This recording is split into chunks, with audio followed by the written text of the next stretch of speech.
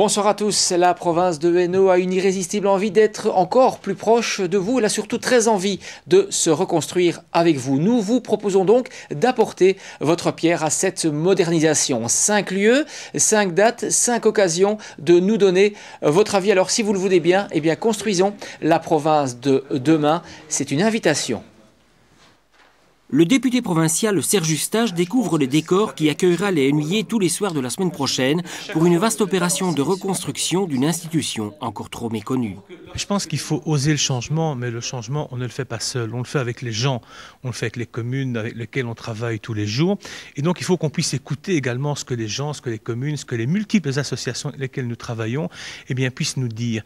Et de ce message-là, eh bien, on va retirer la quintessence et on va l'intégrer dans notre plan stratégique. C'est-à-dire que ce qui va se dire à travers ces journées ne va pas rester là lettre morte. Au contraire, eh bien, ça va être intégré vraiment dans un document qui doit nous aider à changer durablement cette province du Hainaut. Car concrètement, la province, elle fait quoi? C'est avant tout l'un des plus gros pouvoirs organisateurs de l'enseignement, qu'il soit technique ou professionnel dans le secondaire ou multifonction dans le supérieur. C'est le plus gros opérateur culturel de la communauté française, que ce soit à travers ses propres espaces ou dans ses partenariats, comme pour Europalia Chine cette année, soit le promoteur touristique de notre région. C'est le promoteur indispensable de toute la politique sociale dans la province, notamment dans la politique de la personne handicapée, mais aussi l'un des principaux acteurs en matière de prévention de la santé. C'est le seul opérateur public reconnu par la région wallonne en matière de formation à distance, mais aussi comme formateur des fonctionnaires des villes et communes. C'est la référence économique au niveau de la province, notamment au travers de son outil Hainaut Développement, observateur pointu de l'évolution économique de la province. C'est le premier opérateur en matière de formation de moniteurs de plaine de jeu ou encore en matière de pédagogie sportive. C'est aussi l'un des principaux acteurs dans la sensibilisation à l'agriculture et à la culture écologique. Tout le monde connaît ses activités, mais rares sont ceux qui les relient à la province de Hainaut.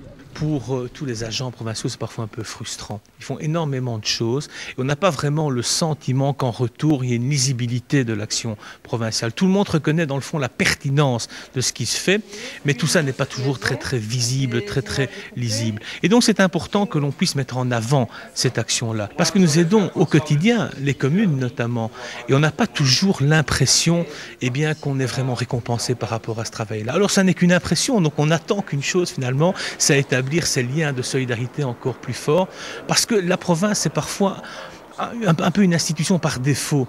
La province, elle est là pour remplir les 1001 choses au quotidien que les communes, que parfois la région, la communauté, voire l'État fédéral ne remplit pas. Et on a l'impression aussi parfois que les communes et d'autres font preuve d'un peu d'amnésie lorsqu'il s'agit quelque part de reconnaître le travail que font les provinces.